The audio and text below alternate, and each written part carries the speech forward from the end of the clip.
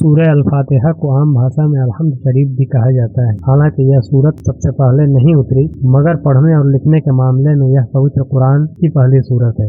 سورہ الفاتحہ ایک پرارتھنا ہے جو اللہ نے اپنے بندوں کو سکھائی ہے، ارتھات سورہ الفاتحہ ایک پرارتھنا ہے اور بندے کے اللہ سروشکتیمان سے ایک انورودھ ہے اور سمپورن قرآن اس پرارتھنا کا اتر ہے۔ بندہ پرارتھنا میں کہتا ہے، ہے میرے پالنہار، مجھے سیدھا راستہ دکھا۔ اس انورودھ کے جواب میں یہ پوری کتاب اسے دی جاتی ہے اور کہا جاتا ہے کہ یہی وہ مارگ درشن ہے جو تم نے انورودھ کیا ہے اور یہی وہ سیدھا راستہ ہے جو تم چاہتے ہو۔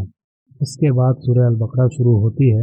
اللہ سروشکتیمان کہتا ہے، قرآن ان لوگوں کا مارگ درشن کرتا ہے جو اللہ سے ڈرتے ہیں۔ یہ مارگ درشن ان لوگوں کے لیے نہیں ہے جو مارگ درشن کی اچھا نہیں رکھتے ہیں، اس لیے وہ گونگے اور بہرے کی طرح ونچت رہ جاتے ہیں۔ اس سورہ میں ادرشیہ پر وشواس کرنے یعنی ایمان لانے اور نماز قائم کرنے کا نردیش دیا گیا ہے، اور ایمان کا ورنن یہ ہے کہ قرآن اور سبھی سورگیہ پستکوں پر وشواس کرنا اور آخرت پر وشواس کرنا، اور اللہ تعالیٰ نے جو جیویکا دی ہے اس میں سے اسی کے راہ میں خرچ کرنا۔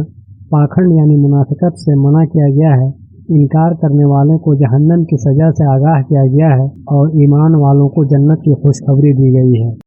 اس سورہ میں حضرت سیدنا آدم علیہ السلام کی پیدائش اور انہیں اپنا خلیفہ بنانے تتھا اس بارے میں فرشتوں اور آدم کی پریکشا کا ذکر کیا گیا ہے۔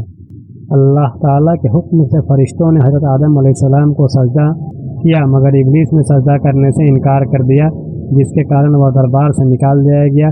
پھر اس نے آدم اور حوا کو وبھن طریقوں سے بہکانے لگا، جب تک کہ آدم اور حوا کو جنت سے نکال نہیں دیا۔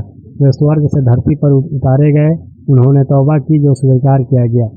اس کے بعد حضرت موسیٰ علیہ السلام کے بارے میں بتایا گیا ہے کہ جب وہ طور پہاڑی پر چلے گئے تو ان کی انوپستھتی میں ان کے لوگوں نے بچھڑے کو اپنا دیوتا بنا لیا، پھر بھی اللہ نے انہیں معاف کر دیا اور انہیں منا و سلوہ کھانے کے لیے دیا، اور ان کے 12 قبیلوں کو چمتکار کے طور پر پانی کے 12 سوتے دیے، مگر حضرت موسیٰ علیہ السلام کی قوم یعنی یہودی بڑے ودروہی، اہنکاری اور پاکھنڈی نکلے، پرینام سوروپ انہیں یاتنا دی گئی۔ اس کے بعد حضرت ابراہیم علیہ السلام کی مہانتا کا ورنن کیا گیا ہے کہ وہ اپنے رب کی ہر پریکشا میں سفل ہوئے اور انعام کے طور پر اللہ نے انہیں سبھی لوگوں کا رہبر بنا دیا۔ پھر اللہ نے کعبہ کا نرمان ان کے اور ان کے بیٹے حضرت اسماعیل علیہ السلام دوارا کروایا۔ اس شبھ اوسر پر حضرت ابراہیم علیہ السلام نے اللہ سے پرارتھنا کی کہ ان کے بچوں کے بیچ ایک پیغمبر پیدا ہوگا جو پوری دنیا کا مارگ درشن کرے گا۔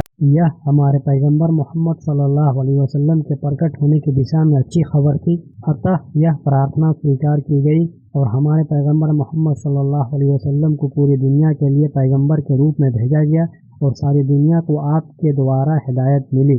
آگے اس سورہ میں قبلے کے بدلاؤ کا ذکر کیا گیا ہے۔ بیت المقدس کے بجائے کعبہ کی اور منہ کر کے نماز پڑھنے کا آدیش دیا گیا ہے اور بیت اللہ کو ہمیشہ کے لیے قبلہ گھوشت کر دیا گیا اور حکم دیا گیا کہ تم جہاں بھی رہو اللہ کے گھر کی اور منہ کر کے نماز پڑھو۔ پھر مردہ، خون، سور کا مانس اور اللہ کے علاوہ کسی اور کے نام پر قربانی کی جانے والی چیزیں حرام ہیں، اسے بتلایا گیا ہے۔